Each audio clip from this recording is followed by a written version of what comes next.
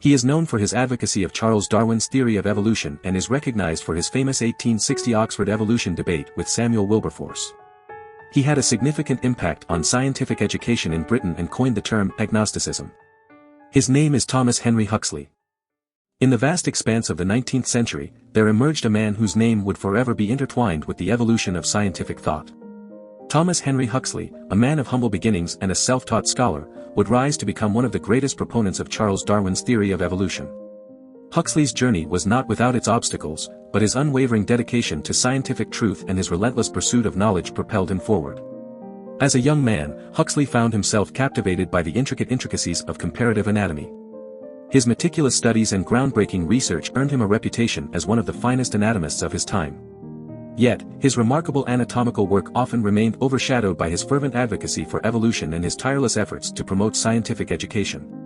Huxley's pivotal moment came during the legendary Oxford evolution debate in 1860, where he found himself face to face with Samuel Wilberforce, a prominent opponent of Darwin's theory.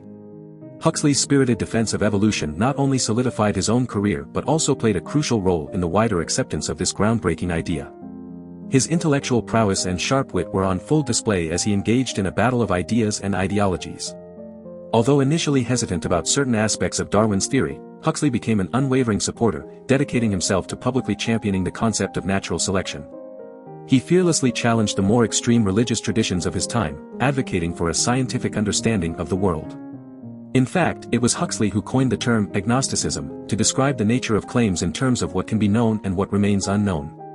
Huxley's influence extended far beyond the realm of scientific discourse. His extensive public work on scientific education left an indelible mark on society, not only in Britain but also in other parts of the world. His 1893 Romanes lecture, Evolution and Ethics, held great significance in China, where its translation even transformed the Chinese interpretation of Darwin's seminal work, Origin of Species. Thomas Henry Huxley, the protagonist of this tale, embodied the spirit of intellectual curiosity and the relentless pursuit of truth. His legacy as Darwin's bulldog and his contributions to the fields of comparative anatomy, evolution, and scientific education continue to inspire generations of thinkers and learners worldwide.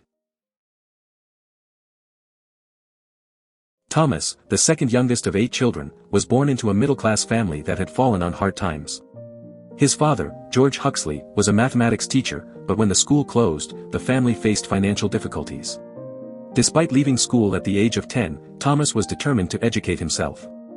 As a young boy, Thomas immersed himself in books, teaching himself subjects like geology, logic, and even languages like German and Latin. His thirst for knowledge led him to become an expert in various fields, from invertebrates to theology.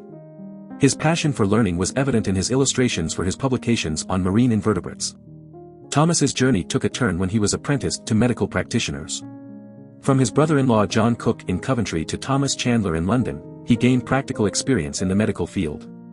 His time in the poverty-stricken area of Rotherhithe exposed him to the harsh realities of the Dickensian poor. At 16, Thomas joined Sydenham College, an anatomy school, where his dedication to studying anatomy earned him a scholarship. Under the guidance of Thomas Wharton Jones, he published his first scientific paper, which revealed a previously unrecognized layer in the inner sheath of hairs, now known as Huxley's layer. Although Thomas excelled in his studies, he did not present himself for the final exams, which meant he did not qualify for a university degree. However, his apprenticeships and exam results were sufficient for him to apply to the Royal Navy. Thomas's early life was marked by determination, self-education, and a thirst for knowledge. His experiences as an autodidact and his immersion in various fields laid the foundation for his later achievements as a renowned biologist and philosopher. His journey serves as an inspiration for us to embrace lifelong learning, overcome obstacles, and pursue our passions, even in the face of adversity. As a young man, Thomas was faced with a daunting dilemma.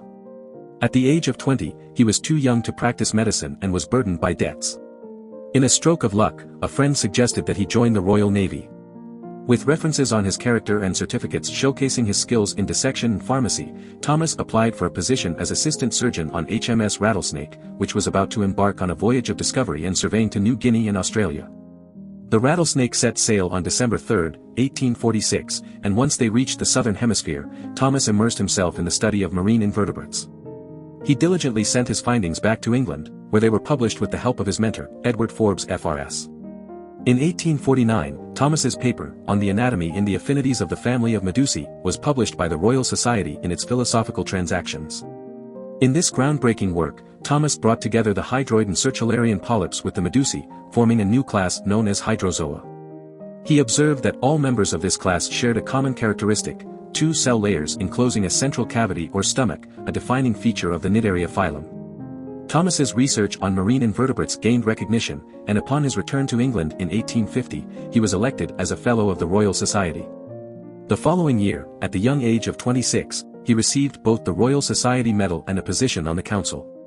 It was during this time that Thomas formed lifelong friendships with Joseph Dalton Hooker and John Tyndall.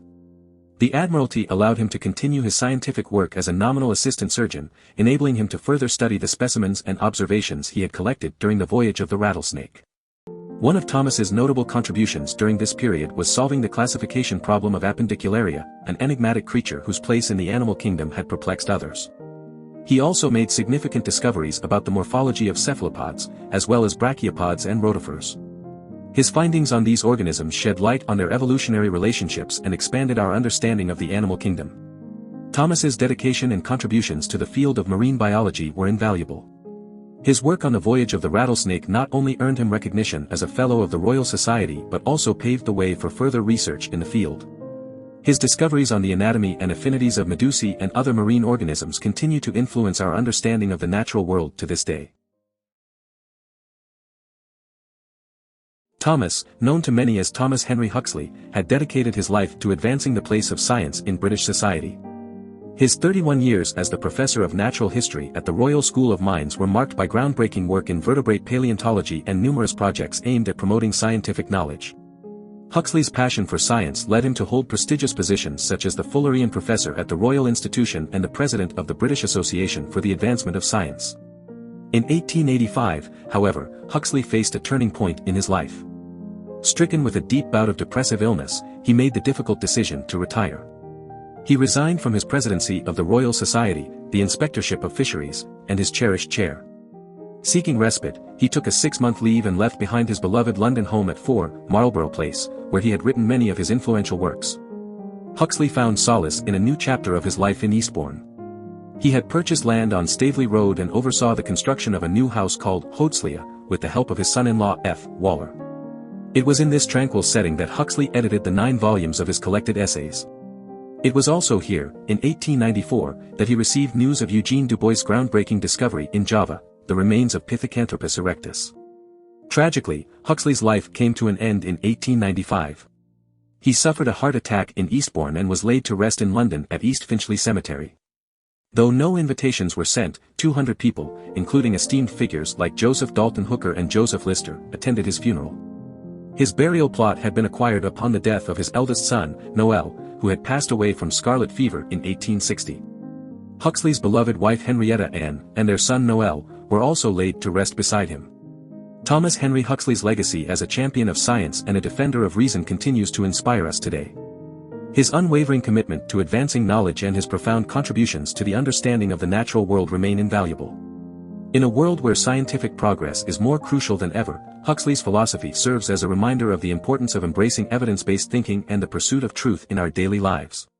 Do you want to explore more philosophers? Who do you want to see featured next? Subscribe and leave a comment below to let me know. I'll see you in the next video.